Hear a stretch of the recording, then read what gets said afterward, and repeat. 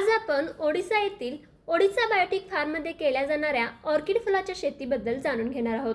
हे फार्म किशोर सुता यांच्या मालकीचे आहे, जे इंडिया हर्बल्स अँड रिसर्चचे CEO आणि संस्थापक आहेत। हा प्रकल्प भुवनेश्वरीमधील खुर्दा जिल्ह्यातील राउरकेला येथे आहे। हा प्रकल्प मुख्यमंत्री कृषी उद्योग योजना अंतर्गत राबवला जात आहे, ज्याचा उद्देश कमी गुंतवणुकीतून अधिक उत्पन्न देणारी शाश्वत शेती निर्माण करणे आहे। येथे लागवड केलेल्या ऑर्किडच्या जातीमध्ये हिरवा, कमल, जांभळा, पांढरा, लिंबू आणि पिवळा या प्रकारच्या फुलांचा समावेश आहे। या जातींना बाजारात सुद्धा खूप मागणी आहे। ऑर्किड लागवडीसाठी विशेष काळजी, योग्य प्रकाश, तापमान आणि उच्च आर्द्रतेची गरज असते। त्यामुळे पॉलिहाऊस तयार केले जेणेकरून हवामानावर अवलंबून राहावे लागत नाही। ऑर्किडसाठी 18 ते 30 डिग्री सेल्सिअस तापमान योग्य असतं। या पॉलिहाऊसमध्ये मातीऐवजी कोकोपीट, चारकोल, नारळाचे शेर वापरले जातात।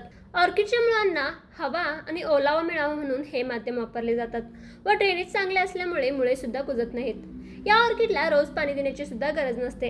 यासाठी फॉगर, मिस्टिंग सिस्टीम आणि व्हेंटिलेशन वापरले जाते। ते या प्रकल्पातून प्रतिवर्ष कमीत कमी 7 लाख रुपयांचा नफा मिळवतात।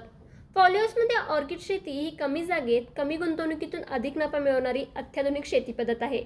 शासकीय अनुदान, वाढती बाजार मागणी आणि निर्यातीच्या संधीमुळे ही शेती तरुण व नवोद्योजकांसाठी उत्तम पर्याय ठरू शकते, असं किशोर यांचं मत आहे। तर तुम्हाला किशोर यांनी केलेल्या ऑर्किड फुलांच्या शेतीबद्दल काय वाटतं हे कमेंट करून नक्की कळवा। त्याचबरोबर अशाच प्रकारच्या कृषीविषयक नवनवीन व्हिडिओज पाहण्यासाठी आताच आमच्या कृषी मंत्र YouTube चॅनल सबस्क्राईब करा व आमच्या फेसबुक आणि इंस्टा पेजला फॉलो करा।